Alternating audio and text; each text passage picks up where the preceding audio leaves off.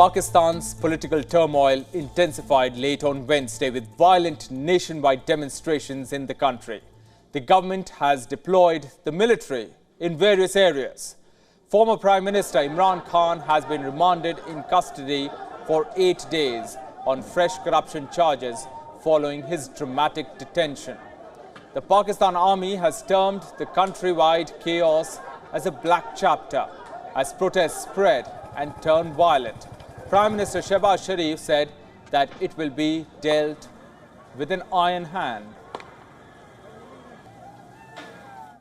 कानून की हुक्मरानी का मतलब यही है कि आप कानून और अदालत में अपने हकूक की जंग लड़ें। सरकारी व निजी इमलाक को नुकसान पहुंचाना कतई दहशतगर्दाना अमल है, बल्कि ये संगीन मुल्क दुश्मनी है। यहाँ पर मैं इन दहशतगर्दों और मुल्क दुश्मन अनासर को खबरदार करता हूँ कि वो इन मुल्क दुश्मन सरगर्मियों से फिलफौर बाज आ जाएं, वरना कानून हाथ में लेने वाले शरपसंदों को आनी हाथों से निमटा जाएगा और आइन और कानून के मुताबिक उनको करार वाक़ई सजा मिलेगी। The Inter-Services Public Relations Department issued a statement condemning the protests and violence. Hitting back, the PTI said the ISPR statement was a sad collection of hatred and revenge-based narratives. PTI leader Farooq Habib has claimed that the police is firing at PTI protesters in Faisalabad. As per latest reports, a mob has torched the emergency ambulance booth at a hospital in Peshawar. Islamabad police said that army troops had reached the extended red zone in the city. Troops have also been deployed in the Punjab province to restore law and order situation in the region. The security situation in Pakistan has been tense for the past 36 hours ever since Imran Khan was arrested on Tuesday night. There have been bouts of violence and vandalism in multiple parts of the country. As a result, prohibitory orders have now been imposed in the Gilgit-Baltistan region for the next 1 month. Imran Khan's arrest is in connection with the Al-Qadir Trust case. The row is over a piece of land worth $530 million. It was bought by a trust owned by Imran Khan and his wife.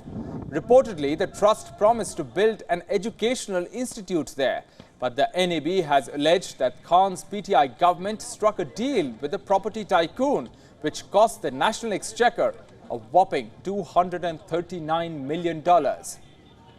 Even as Imran Khan's arrest was just sinking in, other senior PTI leaders have also been put behind bars. Fawad Chaudhry, Pakistan's former Minister of Information and Broadcasting, was arrested in the wee hours of Thursday. He was taken into custody from outside Pakistan's Supreme Court. Another senior leader of the PTI, Imran Khan's party, Asad Umar, the Secretary General of the PTI, is also in custody. PTI Vice Chairman Shah Mahmood Qureshi was also arrested on Wednesday.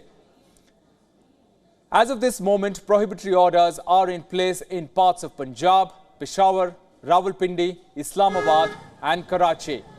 The Pakistani Army has been called in to maintain law and order in 2 regions, the eastern province of Punjab as well as Khyber Pakhtunkhwa.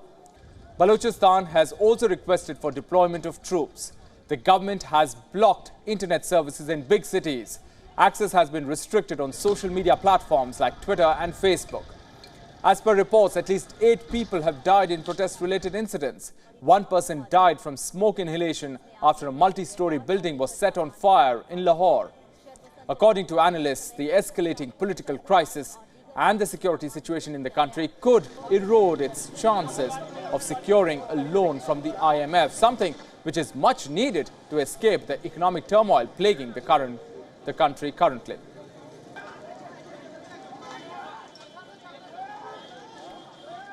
And for more on this, our Pakistan Bureau Chief Anas Malik has sent us this report.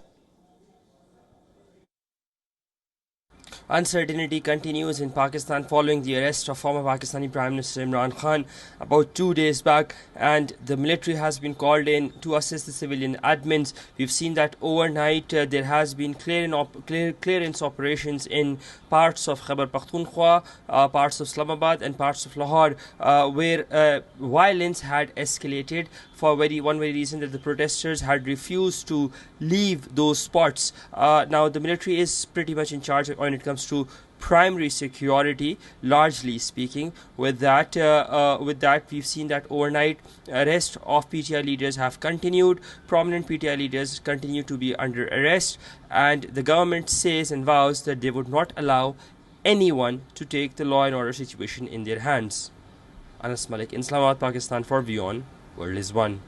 All right, the former Prime Minister's arrest has brought thousands of his supporters to the streets in several cities. There's anger, but there's also desperation among people of Pakistan, something that is reflected in the loot that the protesters resorted to when they stormed the Corp Commander's house in Lahore. Let's in fact take you through what was looted from there. What did the protesters take away when they torched that house of the Corp Commander and ransacked that place? The protesters took away food items from the Corp Commander's premises. Here's what's on the list. There's a cold drink bottle here. There's korma that's placed in that basket. This is what was looted. Salad was looted from there. In fact, even frozen strawberries looted from the Corp Commander's house. What else was looted? Ketchup. Something as basic as ketchup was looted. So this may all sound laughable, but it shows the desperation among the people of Pakistan. And not just food items. Even live peacocks weren't spared. Listen in to what this protester said. हमका पैसा जो उन्होंने चोरी किया था वो हम अपना पैसा वापस लेके गए हैं। ये क्या चीज़ है? ये मोर है। कितने मोर लिए आपने? हमने एक ही मोर लिया है। The chaos in Pakistan is reminiscent of the upheaval in another South Asian country, Sri Lanka. Remember, last July, protesters stormed the residence of Gotabaya Rajapaksa, then president of Sri Lanka. Hundreds of protesters packed into rooms and corridors, while hundreds also milled around the grounds outside. What was looted from there? Large sums of money were looted, and the protesters claimed that they had found 17.85 million Sri Lankan rupees there. So that was also looted. Scores of people took a dip in the palace pool. Also in the lush green gardens, people gathered sipping soda and tea. Protesters also lounged on beds piled with high pillows. This is what happened in Sri Lanka. There is an eerie similarity between what happened in Sri Lanka then and what's happening in Pakistan now. The question we are asking is Pakistan going the Sri Lanka way? Remember, in Pakistan, we have witnessed the storming of Corp Commander's house in Pakistan. Here, last year in Sri Lanka, we saw storming of presidential palace there. So similar incidents you've witnessed there. There in Sri Lanka, there were protesters gathered with snacks, sipped on soda and tea. Here, from the Corp Commander's house, food items as basic as korma to ketchup being looted from the Corp Commander's house, something that hasn't happened in recent memory. In Sri Lanka, we saw storming of the presidential palace and huge amount of cash being looted from there. Even here, live peacocks, even these live birds not spared. So the question we are asking is Pakistan headed the Sri Lanka way? Remember, Pakistan's year-on-year inflation has hit its highest ever level of 36.42% in April, and analysts are saying that any possibility of an IMF bailout may be fast eroding. That's the ground situation at the moment in Pakistan. Now, let's go across to our guest joining us today to understand the ground situation there in Pakistan and where it is all headed. We are now being joined by Dr. Fareed Malik, a columnist and PTI ideologue. He's joining us live from Lahore. Thanks very much, sir, for speaking with WION. Thank you. Sir, let me begin by asking you, 3 more leaders of Imran Khan's party, Shah Mahmood Qureshi, Fawad Chaudhry and Asad Umar are now under arrest. Imran Khan, of course, remains in police custody. The top leadership of the PTI is now behind bars. The protests have spread to multiple cities. Where is all this headed? I think eventually it is heading towards an election. The elections are inevitable now. Yes, but you've seen these protests that are spreading to multiple cities. You see, we got that report of the Corp Commander's house being ransacked by PTI supporters. There's also an emergency ambulance booth that has at a hospital in Peshawar that has been torched in the last few hours. What would you tell to these PTI supporters who are going on a rampage in multiple cities? Well, we believe in peaceful protests, and the protests should remain peaceful. The Supreme Court is hearing a petition for the release of Imran Khan today. So hopefully today or by tomorrow, Imran Khan will be released, and that will release a lot of pressure that has built up to this point. The point is that Imran Khan is now unstoppable. And this is a last-ditch effort by the establishment to somehow contain him and his popularity. But I think things have gone beyond that point now, and Imran Khan and his thought and his approach is now unstoppable, and a democratic, free, sovereign Pakistan will emerge after this crisis is over. Dr. Malik, you are saying that he is unstoppable, but PTI believes in peaceful protests. But there is violence across the country, sir. What will you tell to these supporters? These are PTI supporters. But the point is that peaceful protests are being stopped by the police. This section 144 has been imposed, and this is typical of police in Pakistan. But surely, sir, violence can't be a form of registering a protest. No, but then you should allow free assembly. No, free assembly is being denied. When you deny free assembly, then there is a clash.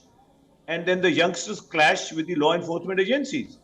The point is that the law, international human rights laws, allow you the freedom of assembly. Now that is being denied under section 144. And that has resulted in all these clashes.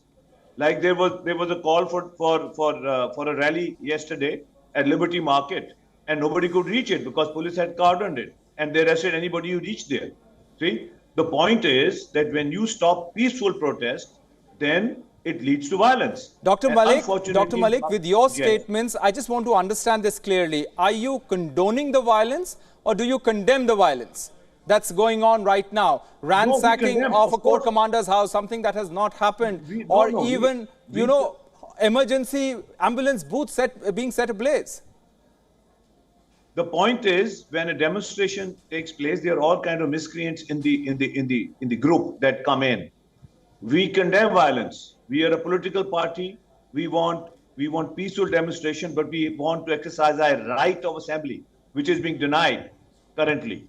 There's section 144, and the right of assembly is being denied. When you deny the right of peaceful assembly, then clashes erupt.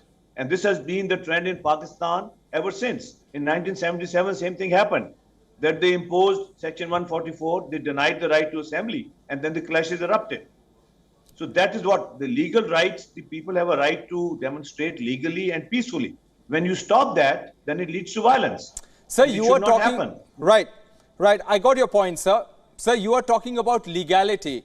The ruling dispensation would argue that it is the same legality that applies to Imran Khan. If he has been accused in the case, why can't he go through the legal route, come out acquitted if he has done nothing wrong? What's the problem in that?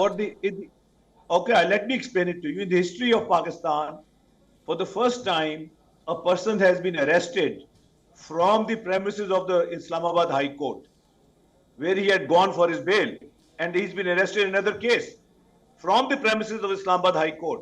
The entire process of his arrest is illegal. He should not have been arrested from the premises of the Islamabad High Court. If there are charges against him, he should have been served a notice, and he should have been arrested from there. But he had been arrested. The Rangers entered the Islamabad High Court without the permission of the court. He was under the jurisdiction of the court, and he was arrested from the premises of the Islamabad High Court. But so sir, has been shouldn't your party fight this all legally instead of resorting to violence and vandalism on the streets? We are fighting illegally. I just told you that there is a petition filed in the Supreme Court. And Fawad Chaudhry went there to file the petition. When he filed the petition, when he's coming out of the Supreme Court, he was also arrested. We are doing both. The point is that the state apparatus, the government is responsible for the enforcement of law. When the government defies law and arrests people without warrants, then there is a serious issue involved. And then clashes take place. Then the youth responds with force. Force begets force. That's what is happening. So force begets force is a dangerous territory. It's a dangerous road to go down on. But I want to ask you, sir, do you think the arrest of Imran Khan has the backing of the Pakistani army? Is this Imran Khan versus the army? Well, I think it's the establishment, the corrupt politicians that they have produced. They are all ganged up against Imran Khan because he seeks a sovereign and independent Pakistan that can stand on its own feet and formulate its own policies. So this is a kind of a coalition of the unscrupulous, and the establishment is part of that. So one final question to you. As we see this continuing violence in the country, you are saying violence begets violence, force begets force. Will you tell the supporters of the PTI to calm down, register peaceful protests wherever they can? Or do you think that this violence is okay? No, I'm not saying it's okay. No political party will ever agree that violence is okay. Violence is not okay. But violence takes place once you deny the peaceful protest, which is currently being denied in Pakistan. This point has to be highlighted. Even the United Nations Secretary Generals have highlighted this point. Peaceful gathering, peaceful demonstration is a right in a democratic dispensation. And there should be no arrest without proper warrants. The legal process should be followed. It was not followed in case of Imran Khan. It was not followed in case of Fawad Chaudhry. It was not followed in case of Asad Umar. Such infringement of law should stop, because then we are heading towards lawlessness, which is not good for anybody. All right, sir. Sir, before I let you go, I want to ask you, you know, there is this legal web of cases around Imran Khan. Is that now too strong for the leader to come out of? And with the senior leadership now behind bars, does PTI have a plan B?